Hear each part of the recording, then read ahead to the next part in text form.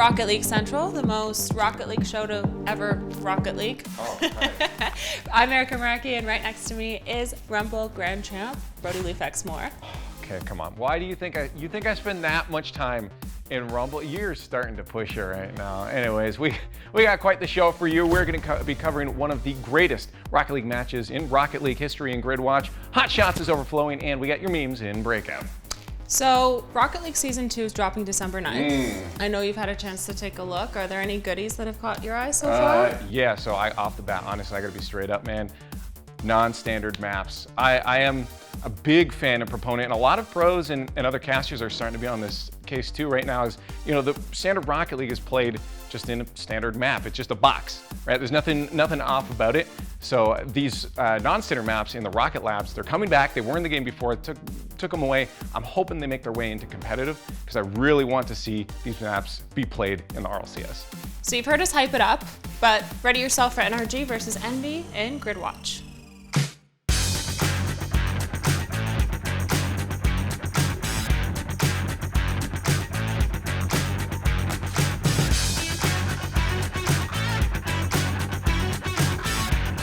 The first North American regional event for the RLCS Season X Winter Split just concluded with one of the most intense series in Rocket League history.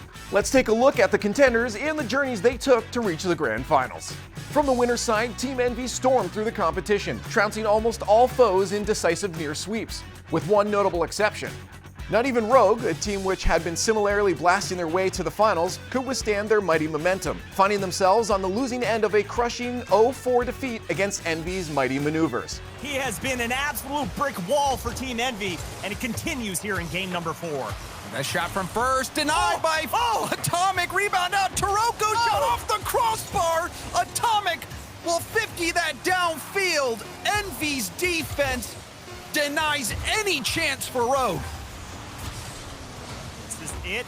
Taroko can't keep it up. The ball hits the ground, and Team Envy sweep Rogue here to propel themselves into the grand finals. Meanwhile, NRG waged a bitter campaign through the loser's side after an unfortunate loss in their very first round. In total, they played 8 matches to reach the grand finals, many of them extremely close 3-2 victories, in an excellent feat of determination and skill. Maybe they can. Who knows? Maybe NRG will only hit the crossbar for the rest of the game. Here's an attempted double. Justin in the net. Beautifully done. 1-0 NRG. Well, if you let him warm up that much in the first minute, obviously he's going to hit this double tap, and that's an easy one for Justin. The common stumbling block for both teams? Ghost Gaming, who, hot off an impressive performance at the recent WSOE online tournament, managed to give both finalists a serious run for their money. Ghost were the ones to knock NRG down to losers in the first round, outplaying the All-Star squad in a close 3-2 match, which they clinched with an overtime goal in the final game. They also provided Envy with their biggest challenge pre-finals, nearly dethroning the would-be juggernauts in yet another tight set, which came down to a nearly 4-minute-long overtime in the final possible game. I don't know how many more lives they have left. Missed, throwing one to the back wall again. That's going to be cleared, and missed by Mekdos, but it did force Envy back a little bit. I mean, Envy, time and time again, should have ended this in overtime. They have not been able to. Maybe now. Missed right down the middle, and he'll win it in Game 7. But if you thought this would be the most exciting match of the event, you'd be dead wrong. The Envy vs NRG grand finale will undoubtedly be remembered as one of the most nail-biting sets in the history of Rocket League, and for good reason. While things initially seemed to skew in Envy's favor, with the winner's side team taking the first 2 games without much difficulty, NRG kicked their play into overdrive. In a desperate effort to disrupt Envy's momentum, NRG scored a last-second buzzer beater to force Game 3 into overtime, and then clinched it 22 seconds later. Now squish out of the corner in 10 seconds. They've got to get this goal. Mist takes it away from him, puts it into an empty corner. Garrett's going to try and take it, but doesn't even touch it on the first play. Now he's got it through the sky, onto Justin's hood, who puts it in! Oh, the speed, the infield pass ties the game! Well, Envy won the next game, thanks in part to an exquisite fake kickoff play to tie things up. NRG didn't go down without a fight, as the 4-minute overtime and final score of 5-4 can attest.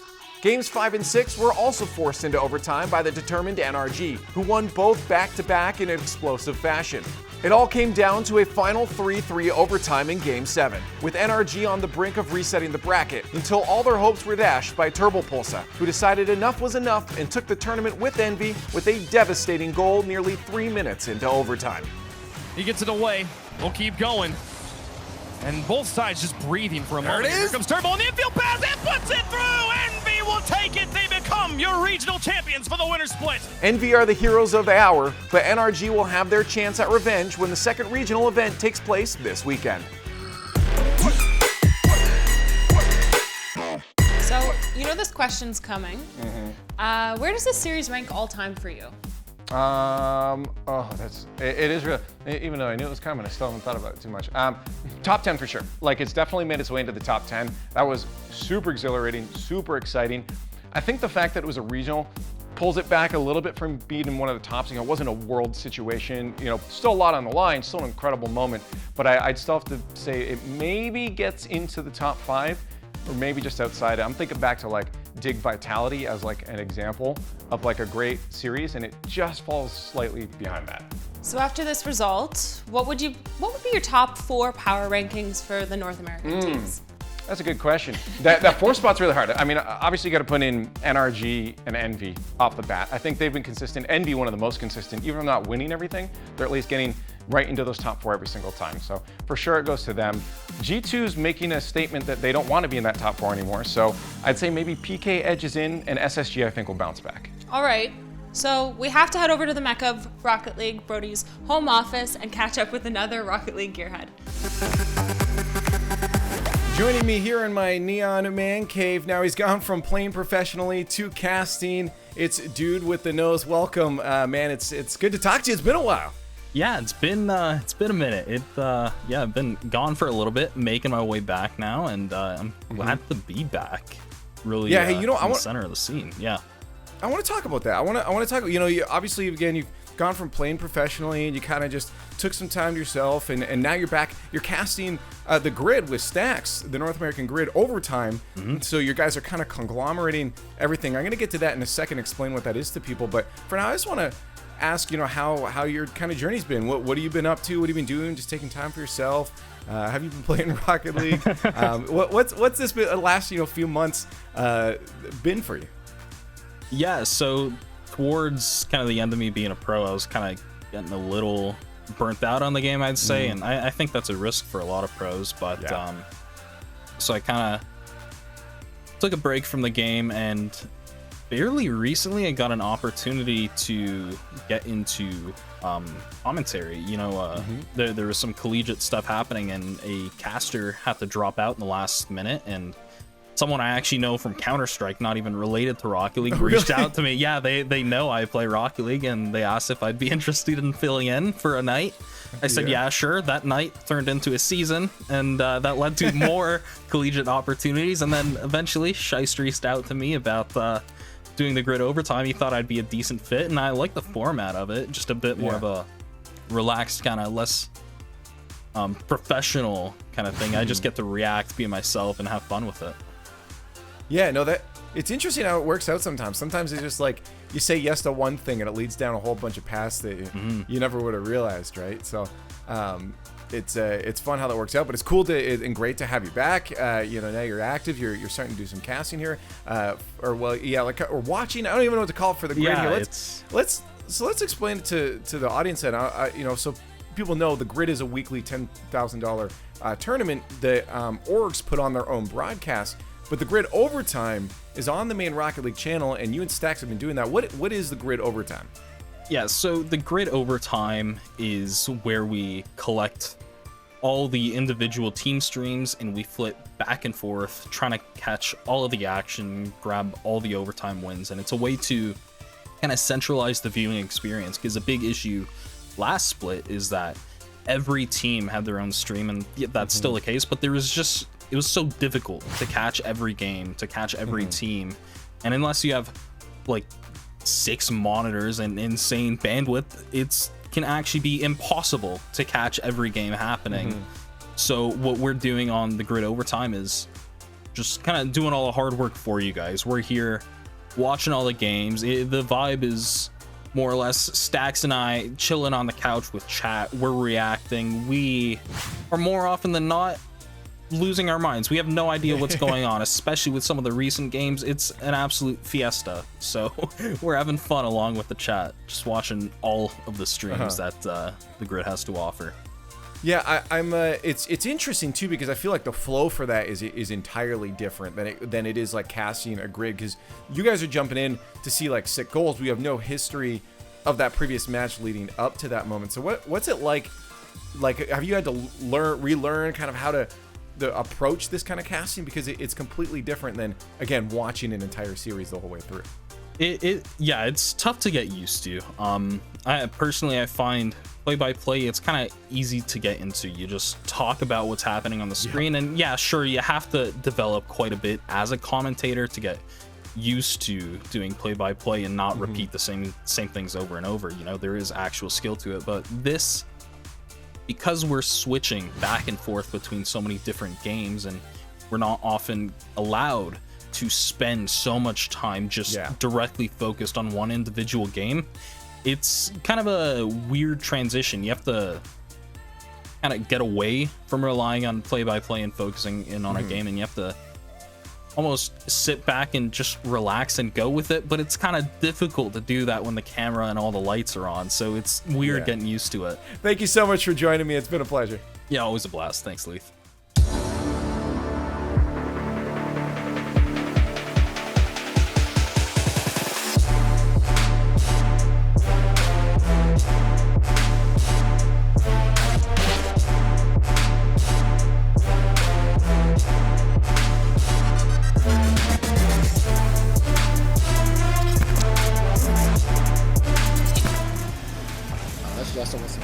Play here, Justin going for the my! Justin showing you why he's the best in the world. Oh my goodness, off the ceiling, got the reset. This looking for LJ in the air. They're continuing No to way. move forward off the ceiling. The final 10 seconds. No way. Put that in. Put that ball in. And they just don't have the shot. They take it way too patiently, but the ball's not on the ground yet. LJ! No way! What? Oh Are my you kidding goodness, me? LJ. This was the storybook ending that I hoped for when I saw this, and I didn't think it would really happen. Strong for E United, bend but don't break, as they always say. And that's exactly what we're seeing them do. They're trying to transition down the field. It's an opportunity for one to mic off the ceiling. No Double way. punch as well. And that is one to mic. Absolutely insane mechanical play to make it 2-0. The style over, under, Garrett G can't do anything about it. JNAP's gonna beat to this. He could double this. Oh, he could. Double this. Oh my God! Oh, JNAPs! He is insane! The 2 goals in this match were JNAP's double touches then, I think. Phantom, are you kidding me? Before today started, for shot differential, NRG plus. Whoa! More on that later as first killer gets the flip reset and tucks it to bed under the crossbar. He's just disgusting, dude. An easy cleanup for him. And what an ending this has been so far. Can't NRG hold on? The fake kickoff. Turbo shoots and scores. Oh, I can't believe they pulled it off. What is this game? What is this series? Atomic and Turbo? Is it? Do they have some kind of telepathic link? They're working flawlessly together. These passes are picturesque. And these first touches from NRG allowing them to get control of the ball and take the space that the Knights are giving them. And now the flip reset pass from Garrett. That was filthy. Oh my goodness, take a look at this goal. And that ball gave this chance now, and a huge stop from Torment. That's big save from Torment, especially with beast mode with the ball on top of it. Now Gimmick quickly downfield for version 1, a second touch to put it away. Oh, and you could sense the panic. Beast mode trying to get back. Memory going for the read. Makes the play happen, who develops the offense. And he has some great help from Torment and Calm. Rapid's going to go through off the Beast Mode demo, and it's a 1-0 lead for KC Pioneers. Look at Beast Mode here. Torment got the full boost. He's on the back wall. Beast Mode just pinches him. Create something out of the series. Is that it? Near post. Open. That's It's open. opened up both far posts, and it's Archie has been so quiet. He wanted his internet restored. Well, he's restored a semblance of control in this series. It's 1-0 with just shy of 2 minutes to go.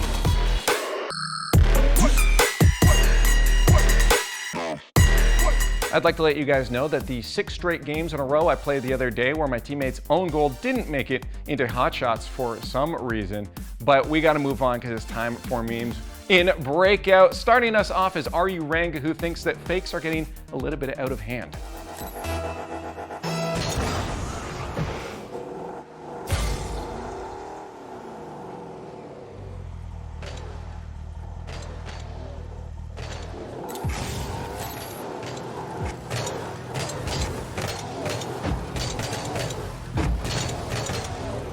It's my kind of play. Which is just jumping up and down, not hitting the ball. I guess we all got to start somewhere. Hey, to be honest, after Envy's fake kickoff in the RLCS that worked the other day, these strats, these are the strats. I want to see this kind of play in the RLCS, guys. Well, sometimes the RNG gods work against you, but as AAD137 found out, other times they work for you.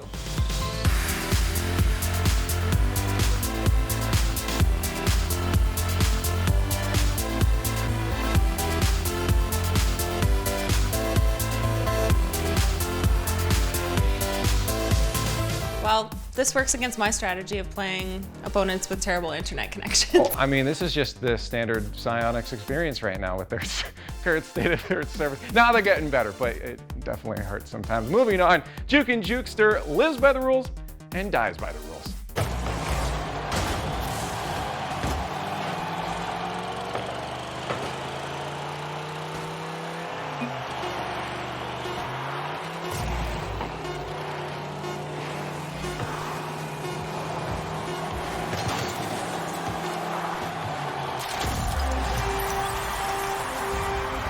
Hard proof right there that if you follow the rules, the karma gods will shine down on you and present you a goal. I don't know if I'd ever get that lucky, but you know. I don't know. I mean, we'll have to wait and see. You drive around, eventually you'll get a lucky goal, I promise you.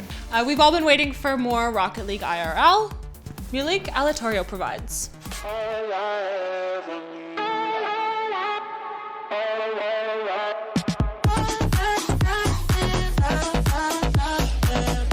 Surely that can't be an accident. Like that. No, that was literally an accident. It looks intentional. You think? I don't. All I hope. Approaches a roundabout and just rockets right. You haven't seen me drive it. No, I just really hope all the people in these videos, because the subreddit is obsessed with these kind of videos. I just hope everyone in these videos are okay after these crashes, because this is comedy. Well, moving on to the elite of Rocket League, let's take a look at Justin's career so far in Double Tap. Few Rocket League pros started as young as Justin, and fewer still will achieve what he has in just 3 short years on the scene. From promising newcomer to world champion, this is the story of Justin's meteoric rise.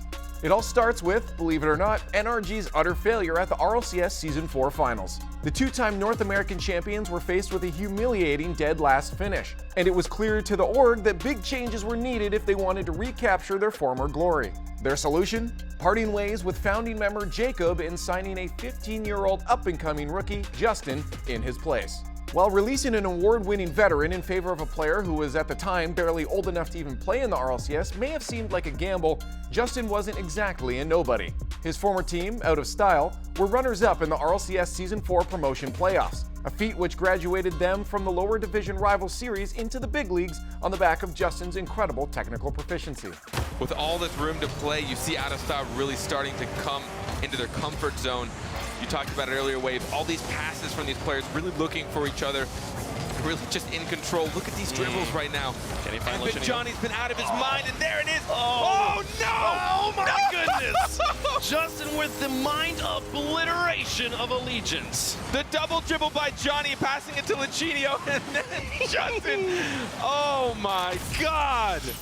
When Season 5 commenced, it became immediately clear that NRG's roster shakeup would make dividends. Justin won the Week 1 MVP award straight out of the gate, consistently racking up the most total points on his team game after game after game. NRG managed to secure a spot in the World Championship with a respectable second-place finish, crushing Justin's old crew out of style in the process. But at the same time, I can respect Out of Style trying to win it here, giving it all their marbles just right at the end of the time, not wanting to go to overtime again.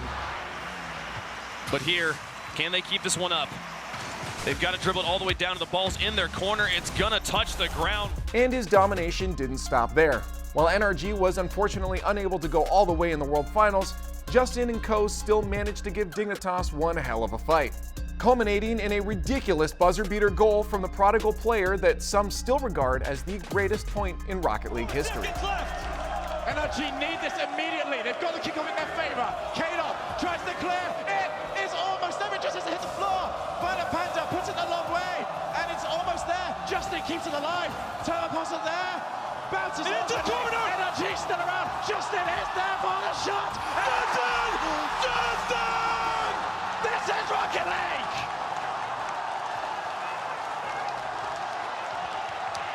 They did it! Well, some would say NRG's eerily repeated performance in the 6th and 7th seasons, a first-place win in the North American Regional followed by a failure to crack top 4 in the finals, as stagnation, Justin saw it as practice. The young champion in waiting bided his time, sharpening his skills while continuing to set his eyes on the grand prize that was just out of reach. His shot would finally come in Season 8. After taking North America by storm once again, the NRG squad, which now featured all-star Turbopulsa taking the place of Fireburner, blitzed through the group stage of the finals, entering the playoffs in top seed, with Justin even winning the MVP award on day 2 to boot. While the final game against Vitality was hard-fought, NRG eventually came out on top, earning Justin the first of what some presume to be many champion titles for the hard-working superstar. Do what they could not do before! Justin, his 0-second goal kept their hopes alive in London, and now an overtime goal fulfilled their dreams of a world championship. So, would you say that Justin's Season 5 goal is the most iconic Rocket League goal ever? Yes, absolutely. I think some things have come close, but nothing has surpassed yet. I still, to this day, thinking about it in the moment, gets goosebumps. Right now, under the sweater, I have goosebumps thinking about this goal. I was there at the side of the stage. I remember standing up and standing beside Scrub Killer, who was gonna hand out the medals, put my arm around him because it was about over, and then that happened. Both of us started being like, what is going on? Jumping, and eventually I had so much excitement and energy, I just started booking it. When that goal went in, I could do nothing but run. That was the only solution to everything. It is so good. I want to hear more about that, but that's all the time we have for today. Check out our content on YouTube and of course on Twitter at WatchRLC. Thank you guys so much for watching. Here's some OT action with your weekly backfire. Bum ba bim bum ba bim bim bum bum ba bim bum ba bim